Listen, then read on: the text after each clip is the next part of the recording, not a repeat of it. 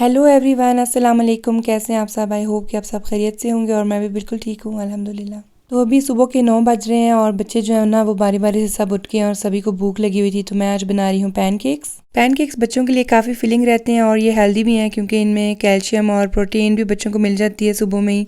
इनमें ना एग्स और मिल्क होता है जो कि बच्चों के बोन्स और दांतों के लिए बहुत अच्छा होता है।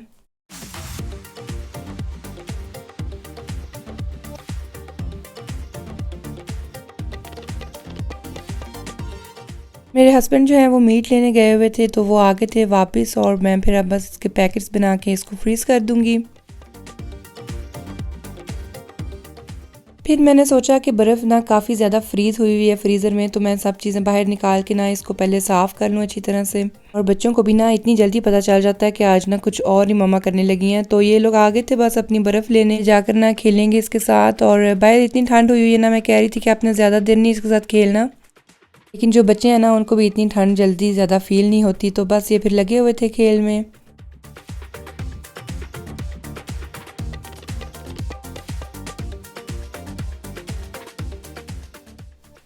और देखिए अब मेरा फ्रीज़र भी बिल्कुल साफ़ हो गया था, नीट एंड क्लीन मैंने कर लिया था। और अब मैं पैकेट्स बना के ना मीट के इसके अंदर फ्रीज़ कर दूंगी।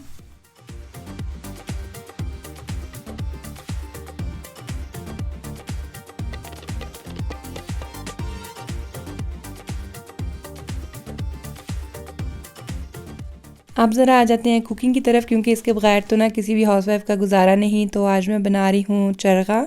इसमें मैंने ना सॉल्ट, चिली और गरम मसाला और ब्लैक पेपर सब कुछ डाल के लीमू स्क्वीज़ कर दिया था। और मैंने जिंजर गार्लिक पेस्ट भी डाली थी और ऑयल ऐड करके योगर्ट भी डाल दी थी। और फिर ना मैं इसको अच्छा सा मिक्स दे दूंगी। अच्छा, मैंने इसमें ना 1 टीस्पून अचार गोश्त का मसाला और जो शान वालों का तिक्का मसाला होता है ना वो भी इसमें ऐड कर लिया था। और ये ऑप्शनल होता है, ये वैसे भी बहुत मज़े का बनता है। ग्रिल अगर करें आप ओवन में तो बहुत अच्छा बेक हो जाता है।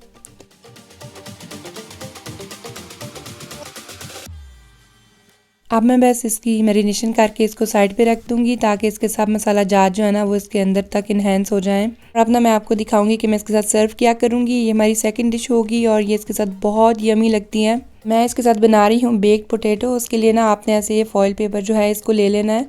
तो फिर आपने ना एल्यूमिनियम फॉइल के इतने पीस काट लेने हैं जितने के आपको चाहिए होंगे पोटैटो, जितने आप बना रहे हैं। और मैं लूँगी 6, क्योंकि मैं 6 पोटैटो बनाऊँगी। फिर आपने ना हर फॉइल पे ऐसे करके ऑयल जो है वो लगा लेना है। और ये इसलिए है कि इसमें बाद में हम पोटैटो फॉइल करके अंदर रखेंगे ओवन के, और इससे ना पोटैटो बहुत सॉफ्ट बनेंगे। आपने ना पोटैटो को ऐसे लेकर और फॉर्क की हेल्प से इसको ऐसे प्रिपेयर कर लेना है। फिर आपने ना इन सबको ऐसे करके ना फॉइल करके बिल्कुल बंद कर देना है इसको, क्योंकि इसको फिर हम ओवन में बेक करने के लिए रख देंगे।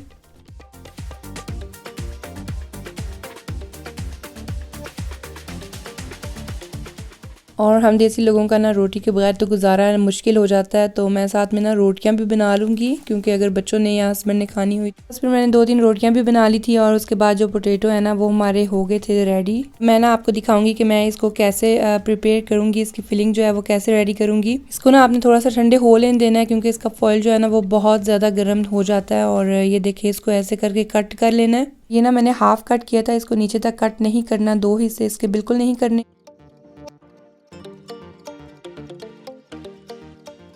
इसकी फिलिंग ना आप जैसे मर्ज़ी कर सकते हैं। मैं आपके साथ ये शेयर कर रही हूँ अपना तरीका। और मैंने इसमें डाला था चीज़ और फिर कॉर्न, और फिर मैंने थोड़ी सी योगर्ट डाल के ना ऊपर ओरिगैनो और ब्लैक पेपर और सॉल्ट डाल लिया था।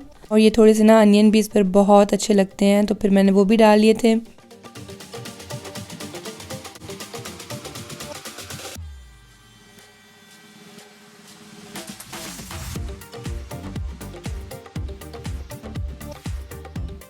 ये ना इतनी इजी रेसिपी और ये बहुत यमी बने थे और बच्चे ना इसको बहुत एंजॉय करते हैं। तो आप भी ज़रूर ट्राई कीजिएगा। और रेनी वेदर में ना ये गर्मा गर्म पोटैटो जो है ना ये और भी ज़्यादा मज़े के लग रहे थे। और बस फिर हम लोग जो हैं वो अपना एंजॉय करेंगे खाना। और